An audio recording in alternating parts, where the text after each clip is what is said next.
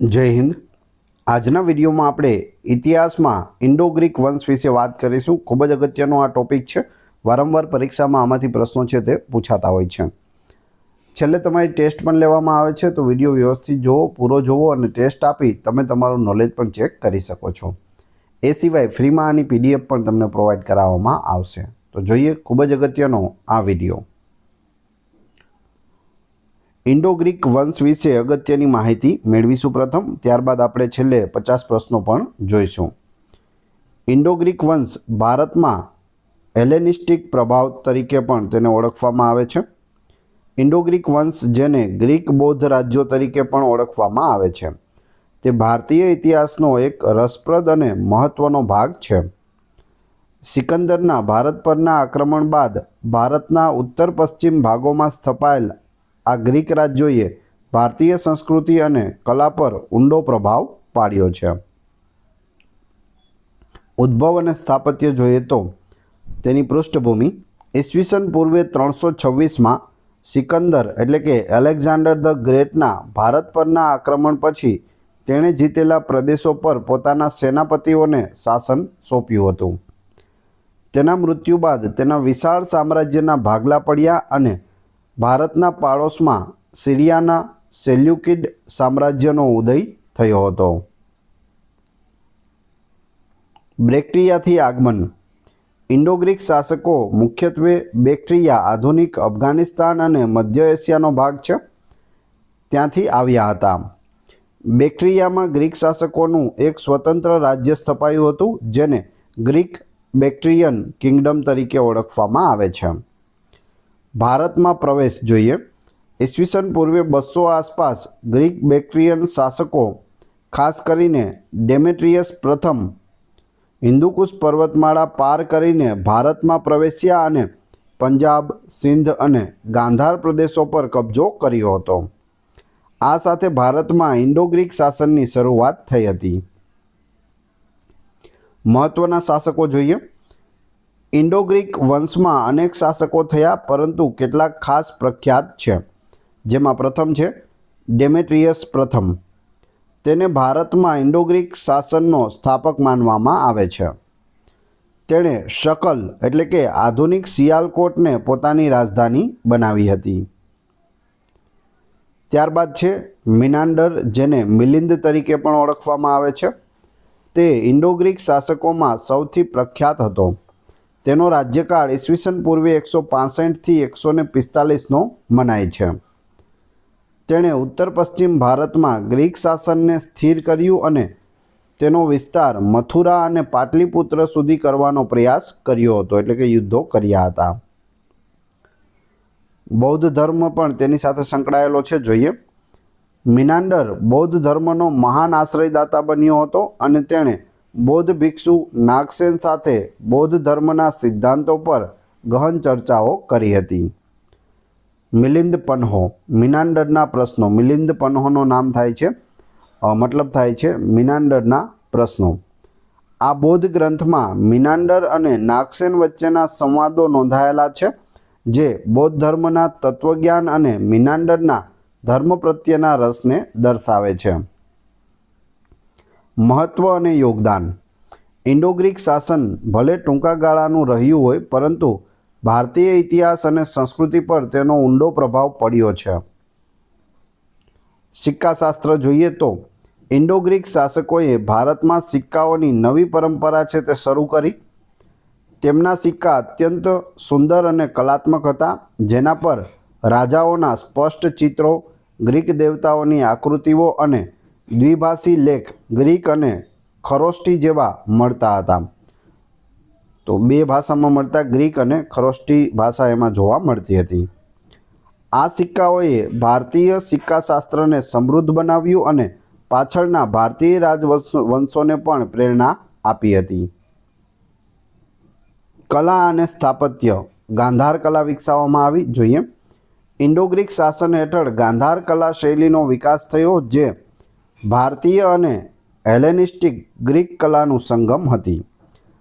आ शैली में बुद्धनी मूर्तिओ Greek Roman शैली में बनाववामां आवी, जेमां बुद्धने मानव स्वरूप में दर्शाववामां आव्या हता। આ મૂર્તિઓમાં ગ્રીક દેવતાઓ જેવી શરીર રચના, લાંબુ નાક, લહેરાતા વાળ અને કપડાની ગળીઓ જોવા મળતી હતી. વેપાર અને સંપર્ક જોઈએ. ગ્રીક શાસકોએ ભારત અને પશ્ચિમ વચ્ચેના વેપાર સંબંધોને પ્રોત્સાહન આપ્યું. તેમના શાસનથી ભારત અને પશ્ચિમ વિશ્વ વચ્ચે સાંસ્કૃતિક અને બૌદ્ધિક આદાન પ્રદાન વધ્યું હતું. જ્યોતિષશાસ્ત્રમાં પણ તેનું અદ્ભુત યોગદાન રહેલું છે.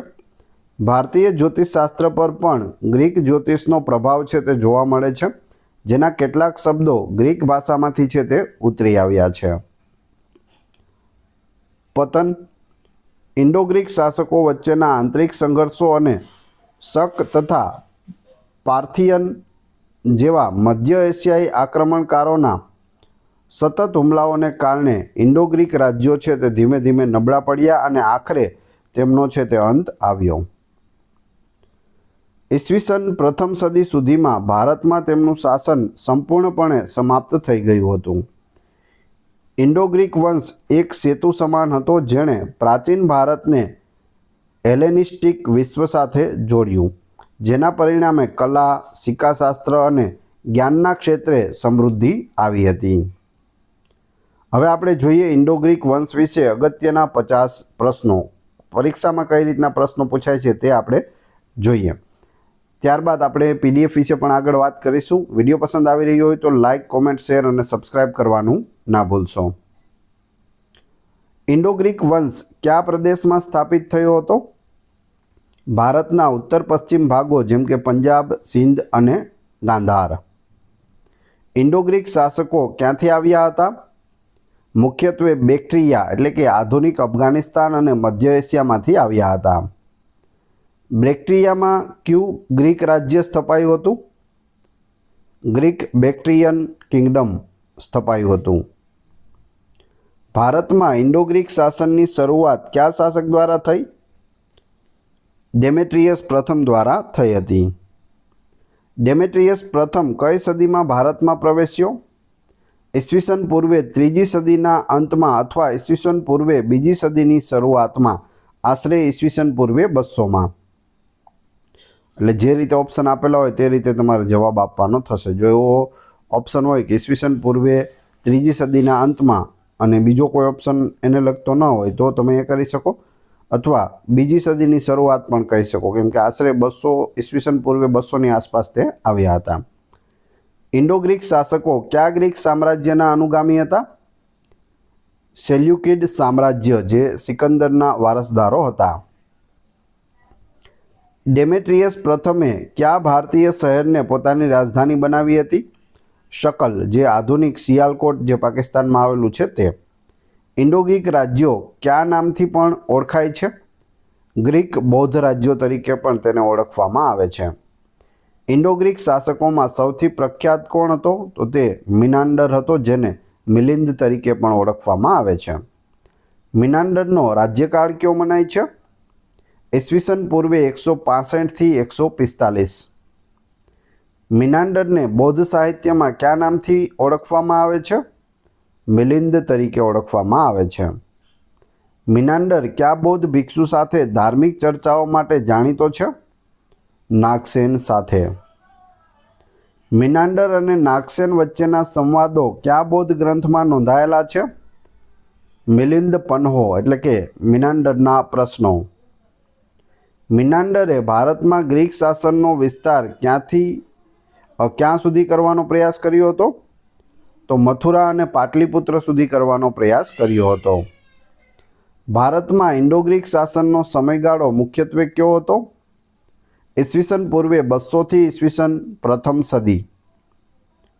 ઇન્ડો ગ્રીક શાસકોનું ભારતીય સિક્કાશાસ્ત્રમાં મુખ્ય યોગદાન શું છે? સુંદર અને કલાત્મક સિક્કાઓની નવી પરંપરા તેઓએ શરૂ કરી હતી.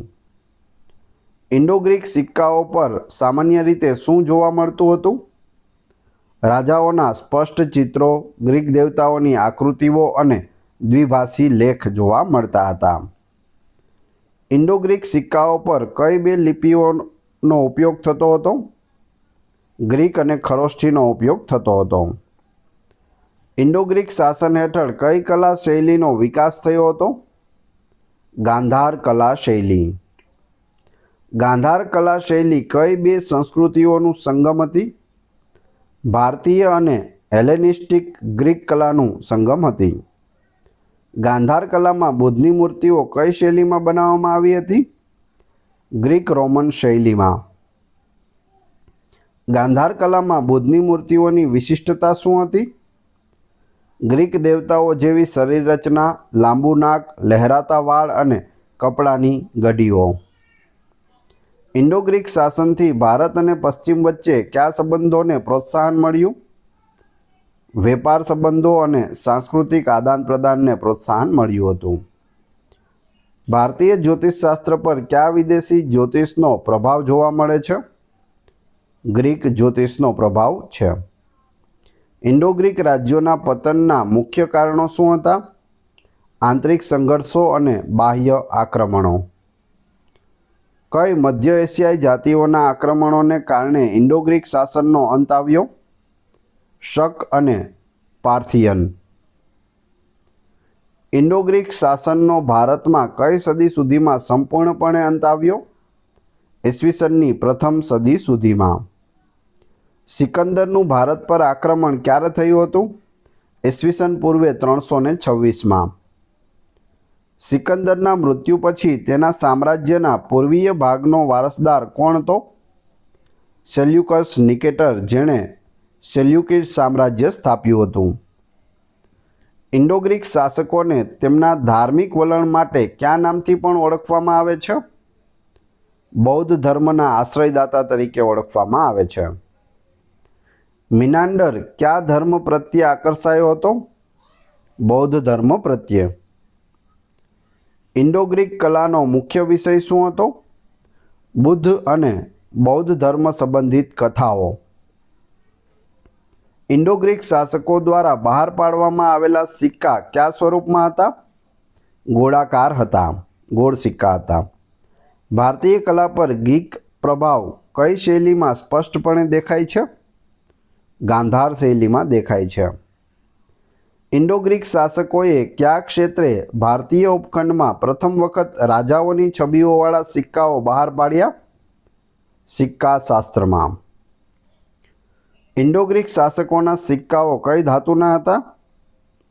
ચાંદી અને તાંબાના સિક્કાઓ હતા.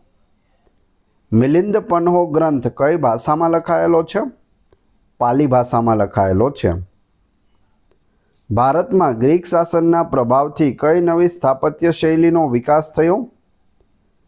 હેલેનિસ્ટિક પ્રભાવિત ભારતીય સ્થાપત્ય. ઇન્ડો ગ્રીક શાસકોએ કઈ યુદ્ધ પદ્ધતિઓ ભારતમાં દાખલ કરી? ગ્રીક લશ્કરી પદ્ધતિઓ અને યુદ્ધ રચનાઓ. મિનાન્ડરને ચક્રવર્તી શાસક તરીકે કયા ગ્રંથમાં ઉલ્લેખવામાં આવ્યો છે? મિલિંદ પન્હોમાં. ઇન્ડો ગ્રીક કલામાં બુદ્ધનું નિરૂપણ કરવા માટે કયા ગ્રીક દેવતામાંથી પ્રેરણા લેવામાં આવી હતી? એપોલો એટલે કે સૂર્ય દેવતા. ઇન્ડો ગ્રીક રાજ્યોના મુખ્ય વ્યાપારી માર્ગો કયા હતા? જમીન માર્ગો, ખાસ કરીને સિલ્ક રૂટ સાથે જોડાયેલા, અને દરિયાઈ માર્ગો પણ હતા. ઇન્ડો ગ્રીક સિક્કાઓ પર જોવા મળતી રાજાઓની છબીઓ કઈ રીતે મહત્વની હતી? તેમની વાસ્તવિક અને કલાત્મક રજૂઆત માટે. ઇન્ડો ગ્રીક શાસનના ભારતીય સમાજ પર કયા પરોક્ષ પ્રભાવ પડ્યા? સાંસ્કૃતિક વિનિમય થયો, કલાત્મક પ્રેરણા અને વેપારમાં વૃદ્ધિ થઈ. ઇન્ડો ગ્રીક રાજ્યોના પ્રદેશમાં કયા મહત્વના શહેરો સામેલ હતા? શકલ એટલે કે સિયાલકોટ અને તક્ષશિલા. ઇન્ડો ગ્રીક કલા શૈલીનો વિકાસ કયા ક્ષેત્રમાં થયો હતો? ગાંધાર ક્ષેત્રમાં થયો હતો, જે આધુનિક પાકિસ્તાન અને અફઘાનિસ્તાનનો ભાગ છે. ઇન્ડો ગ્રીક સિક્કાઓ પરના લેખોથી ઇતિહાસકારોને કઈ માહિતી મળે છે? શાસકોના નામો, રાજવંશો અને તેમની ધાર્મિક માન્યતાઓ વિશે માહિતી મળે છે. મિનાન્ડરે કયા પ્રાચીન ભારતીય શહેર પર આક્રમણ કર્યું હોવાનું મનાય છે? પાટલીપુત્ર, જે હાલનું પટના છે, બિહારની રાજધાની, તે મગધની રાજધાની હતી પાટલીપુત્ર. ઇન્ડો ગ્રીક શાસનનું પતન થયા પછી કયા નવા સામ્રાજ્યોનો ઉદય થયો? શક, પાર્થિયન અને કુષાણ સામ્રાજ્યોનો ઉદય થયો હતો. ઇન્ડો ગ્રીક શાસકોની ઓળખ મુખ્યત્વે શેના પરથી થાય છે? તેમના દ્વારા બહાર પાડવામાં આવેલા અસંખ્ય સિક્કાઓ પરથી થાય છે. હવે તમારી ટેસ્ટ, જે આપણે વિડીયો જોયો તેમાંથી તમને અહીં પ્રશ્નો પૂછવામાં આવે છે, જેના જવાબ તમારે ક્રમશઃ કમેન્ટ બોક્સમાં આપવાના છે, જેથી મને ખ્યાલ આવે કેટલા લોકો વ્યવસ્થિત વિડીયો જુએ છે અને કેટલા લોકોને આ પ્રશ્નોના જવાબ આવડે છે. વિડીયો પસંદ આવી રહ્યો હોય તો લાઇક, કોમેન્ટ, શેર અને સબસ્ક્રાઈબ કરવાનું ના ભૂલશો. આ ચેનલ ઉપર ઘણા બધા વિડીયો અવેલેબલ છે. તમે ચેનલના નામ પર ક્લિક કરી વિડીયોમાં જશો તો ત્યાં તમને બધા જ લેટેસ્ટ વિડીયો મળી જશે. ટેસ્ટમાં પ્રથમ પ્રશ્ન છે, ભારતમાં ઇન્ડો ગ્રીક શાસનની શરૂઆત કયા શાસક દ્વારા થઈ? બીજું, ઇન્ડો ગ્રીક શાસન હેઠળ કઈ કલા શૈલીનો વિકાસ થયો? બંનેના જવાબ ક્રમશઃ કમેન્ટ બોક્સમાં આપવાના છે. ન આવડતા હોય તો ફરીથી વિડીયો જોઈ લેજો. વાત કરીએ પીડીએફની, તો આ વિડીયોની ફ્રી પીડીએફ આપને ટેલિગ્રામ અને વોટ્સઅપ ગ્રુપમાં મળી જશે, જેની લિંક ડિસ્ક્રિપ્શનમાં પણ આપેલી છે. આશા રાખું છું આવનાર પરીક્ષા માટે આ વિડીયો આપને ખૂબ જ ઉપયોગી થશે. મળીએ છીએ નવા વિડીયોમાં. ધન્યવાદ.